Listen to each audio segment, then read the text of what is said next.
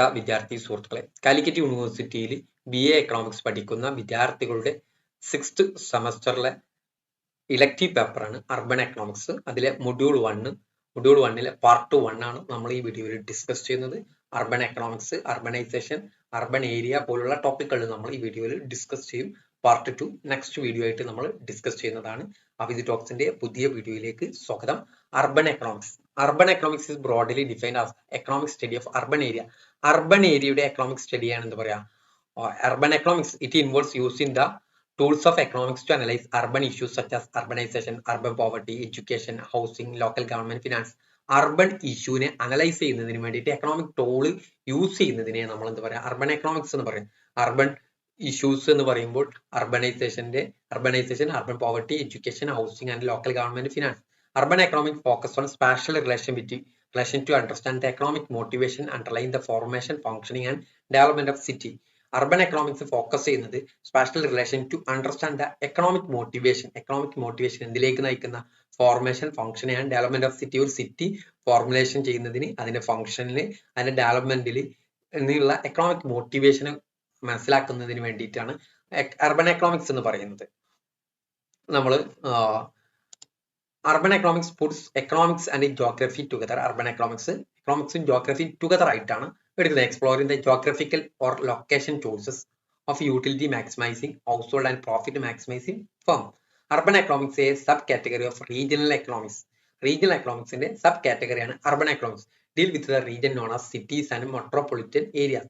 ഇതിൽ നമ്മൾ ഡീൽ ചെയ്യുന്നത് cities, metropolitan area. Urban economics concentrate on the economic relationship and process that contribute to the important spatial characteristics of urban and regional economics. Urban economics concentrate ചെയ്യുന്നത് economic relationship and process that contribute to the important spatial characteristics of urban and regional economics, especially to their size, density of settlement and structure and pattern of land use, to provide useful tools to investigate the urban problems and find their solution. ഇത് ഒരു useful ആയിട്ടുള്ള tool provide ചെയ്യുന്നുണ്ട്. എന്തിനു വേണ്ടിയിട്ട്? Urban problem investigate ചെയ്യാൻ വേണ്ടിയിട്ടും അതിനൊരു solution കണ്ടെത്തുക. അപ്പൊ അർബൻ എക്കണോമിക്സ് എന്ന് പറയുന്നത് അർബൻ ഏരിയയെ കുറിച്ച് പഠിക്കുന്ന, അതിനെക്കുറിച്ച് മനസ്സിലാക്കുന്ന ഒരു എക്കണോമിക്സിന്റെ സബ് പാർട്ടാണ് അർബൻ എക്കണോമിക്സ് എന്ന് പറയുന്നത്. ഇത് റീജിയണൽ എക്കണോമിക്സിന്റെ ഒരു സബ് പാർട്ടും കൂടി ആയിട്ടാണ് എടുക്കുന്നത്. ഇനി the process of urbanisation. Urbanization simply defined is the shift from rural to an urban society. റൂറലിൽ നിന്നും അർബൻ സൊസൈറ്റിയിലേക്കുള്ള ഷിഫ്റ്റ്. പണ്ട് കാലത്ത് നമ്മളെ ഏകദേശം ഏരിയകളൊക്കെ റൂറലാണ്. അവിടെ നമ്മൾ എന്ത് ചെയ്ത് അർബൻ സൊസൈറ്റിയിലേക്ക് ഷിഫ്റ്റ് ചെയ്തിട്ടുണ്ട്. And involves an increase in the number of people in urban area during particular year. ഒരു പർട്ടിക്കുലർ ഇയറിൽ നമ്പർ ഓഫ് പീപ്പിൾ അർബൻ ഏരിയയിൽ ഇൻക്രീസ് ചെയ്യാണ്. Urbanization is the outcome of social, economic and political development that leads to urban concentration, growth of large cities. Urbanization എന്ന് പറയുന്നത് social and economic political ഡെവലപ്മെന്റിന്റെ outcome ആണ്. അതിന്റെ outcome, നമ്മൾ നാട്ടിൽ സമൂഹത്തിൽ ഉണ്ടാകുന്ന മാറ്റങ്ങളുടെ ഒരു ഔട്ട്കം ആണ് അർബനൈസേഷൻ എന്ന് പറയുന്നത്. That leads to urban concentration. അതെന്ത് ചെയ്ത് അർബൻ കോൺസെൻട്രേഷനിലേക്ക് ലീഡ് ചെയ്തു. Growth of large city, change in land use and transformation from rural to metropolitan pattern of organisation and governance. ആളുകൾ എന്ത് ചെയ്ത് റൂറലിൽ നിന്നും അർബൻ കോൺസെൻട്രേഷനിലേക്ക് ആളുകൾ മാറി ചിന്തിക്കാൻ തുടങ്ങി. അതിലേക്കുള്ള ഒരു മൈഗ്രേഷൻ ഷിഫ്റ്റ് വന്നിട്ടുണ്ട് റൂറലിൽ നിന്നും അർബനിലേക്ക്. അതോടുകൂടി തന്നെ മെട്രോപൊളിറ്റൻ ആളുകളുടെ എണ്ണം കൂടുന്നതിനും അവിടേക്ക് ആളുകൾ ഷിഫ്റ്റ് ചെയ്യുന്നതിനും കാരണമാവുകയും ചെയ്തിട്ടുണ്ട്. സോഷ്യൽ സയന്റിസ്റ്റ് ആയിട്ടുള്ള റെഡ്ഫീൽഡും സിംഗറും അർബനൈസേഷന്റെ 2 പ്രോസസ് ഐഡന്റിഫൈ ചെയ്തിട്ട്, ഒന്ന് പ്രൈമറി, 2 സെക്കൻഡറി. പ്രൈമറി എന്ന് പറയുന്നത് characterized by the development of great ട്രഡീഷന്റെ ഡെവലപ്മെന്റ് ആണ് പ്രൈമറി അർബനൈസേഷൻ എന്ന് പറയുന്നത്. നമ്മൾ കേട്ടിട്ടുണ്ടാവും Mohenjodaro, Indus valley, Egypt, Rome, Mesopotamia civilization. അവിടെ ആ കാലഘട്ടത്തിൽ ഉണ്ടായിരുന്ന അർബനൈസേഷൻ പ്രോസസ്സിനെ കുറിച്ച് നമ്മൾ കേട്ടിട്ടുണ്ടാവും. വലിയ സിറ്റിയും മറ്റും അതിന്റെ അവശിഷ്ടങ്ങൾ നമ്മൾ കണ്ടെത്തിയതൊക്കെ നമ്മൾ കേട്ടിട്ടുണ്ടാവും. The process of secondary urbanization took place in the industrial phase of the city.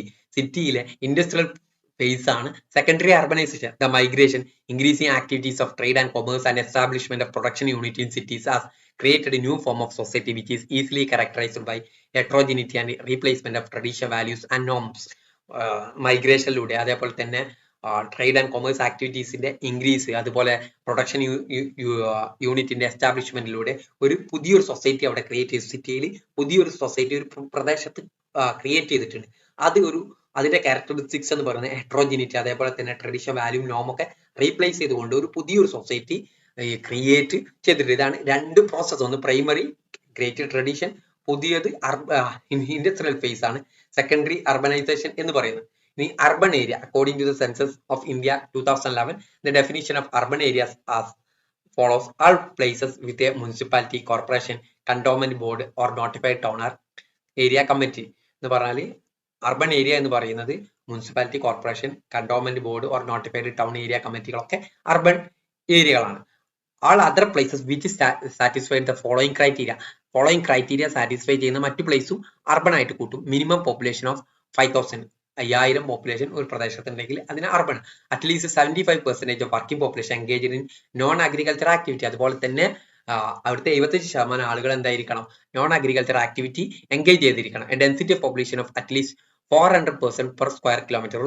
ഒരു പെർ സ്ക്വയർ കിലോമീറ്ററിൽ 400 ആളുകൾ അവിടെ ഉണ്ടായിരിക്കണം. The first category of urban unit is known as statutory town. These towns are notified under law by the concerned state, union, territory government, have a local bodies like municipal corporation, municipality, municipal committees. Statutory town ആണ് ഇതിന്റെ first category urban യൂണിറ്റിന്റെ. അതിൽ പെടുന്നത് municipal corporation, municipality, municipal കമ്മിറ്റികളൊക്കെ ഇതിൽ പെടും. Second category of town is known as census town. രണ്ടാമത്തത് census town ആണ്, census പ്രകാരമുള്ള ടൗൺ. ഒന്നാമത്തെ കേസിൽ ഇവിടെ ഒന്നാമത് പറഞ്ഞ ഈ കേസിൽ നമ്മൾ പറയുന്നത് മുനിസിപ്പാലിറ്റി, മുനിസിപ്പൽ കോർപ്പറേഷൻ. രണ്ടാമത്തത് സെൻസസ് ടൗൺ ആണ്. അത് പോപ്പുലേഷന്റെ ബേസ് ആണ് അതിന് ബേസ് ആയിട്ട് എടുക്കുന്നത്. അടുത്തത് കോസസ് ഓഫ് അർബനൈസേഷൻ. അർബനൈസേഷനുള്ള കാരണങ്ങൾ എന്തൊക്കെയാണ്? ഒന്ന്, ഇൻഡസ്ട്രിയലൈസേഷൻ, വ്യവസായവൽക്കരണം എന്ന് പറയാം. ഓൾഡ് അഗ്രികൾച്ചർ എക്കോണമിയിൽ നിന്നും നോൺ അഗ്രികൾച്ചർ ആക്ടിവിറ്റിയിലേക്ക് ആളുകൾ മാറി, അതൊരു മോഡേണൈസ്ഡ് സൊസൈറ്റിയിലേക്ക് മാറി, അവിടെ ട്രേഡ് കൂടി. ഈ കാരണങ്ങൾ കൊണ്ടൊക്കെ അർബനൈസേഷനിലേക്ക് നയിച്ചു. രണ്ടാമത്തത് commercialization. Commerce and trade play major role in urbanization. കൊമേഴ്സും ട്രേഡും വലിയ റോള് അർബനൈസേഷനിൽ പങ്കുവച്ചിട്ടുണ്ട് എന്ന് പറഞ്ഞു കഴിഞ്ഞാൽ പ്രൊഡക്ഷൻ യൂണിറ്റ് സ്റ്റാർട്ട് ചെയ്യുന്നു, അതിനോട് സംബന്ധമായിട്ടുള്ള സെയിൽസ് കൗണ്ടർ സ്റ്റാർട്ട് ചെയ്യുന്നു. അങ്ങനെ വലിയ ആളുകൾ ഇങ്ങോട്ട് ട്രേഡിന് വരുന്നു. അങ്ങനെ ആ സ്ഥലത്തെ പോപ്പുലേഷന്റെ എണ്ണം കൂടുന്നു, ഡെൻസിറ്റി ഓഫ് പോപ്പുലേഷൻ കൂടുന്നു, അവിടേക്ക് ആളുകൾ മാറി താമസിക്കുന്നു. അതിലൂടെ എന്ത് ചെയ്ത് അർബനൈസേഷൻ പ്രോസസ്സിലേക്ക് നയിച്ചു. Social benefit and service. There are numerous social benefit attribute to life in city and town. സിറ്റിയിലും ടൗണിലും ജീവിക്കുമ്പോൾ കുറെ സോഷ്യൽ ബെനിഫിറ്റ് ലഭിക്കുന്നുണ്ട്.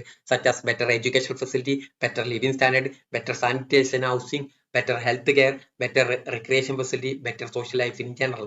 ഇങ്ങനെയുള്ള പല ബെനിഫിറ്റുകൾ ലഭിക്കുന്നുണ്ട്. Education, living standard, sanitation, housing, health care, ഇതുപോലുള്ള പല ബെനിഫിറ്റുകളും ലഭിക്കുന്നത് കൊണ്ട് തന്നെ സിറ്റി ലൈഫ് ആളുകൾ ഇഷ്ടപ്പെടുന്നുണ്ട്. On this account more and more people are promote to migrate in to city. അതുകൊണ്ട് തന്നെ സിറ്റിയിലേക്കും ടൗണിലേക്കും കൂടുതൽ ആളുകൾ മൈഗ്രേറ്റ് ചെയ്യും. To obtain wide variety of social benefit and service available ആക്കാൻ വേണ്ടിയിട്ട് അത് റൂറൽ ഏരിയയിൽ അൺഅവൈലബിൾ അല്ല എന്ന് പറഞ്ഞാൽ നമ്മൾ ടൗണിൽ പോയാൽ പല സൗകര്യങ്ങളും ലഭിക്കുന്നത് കൊണ്ട് തന്നെ ആ സൗകര്യങ്ങളിലേക്ക് ആളുകൾ മൈഗ്രേറ്റ് ചെയ്യാൻ തുടങ്ങി.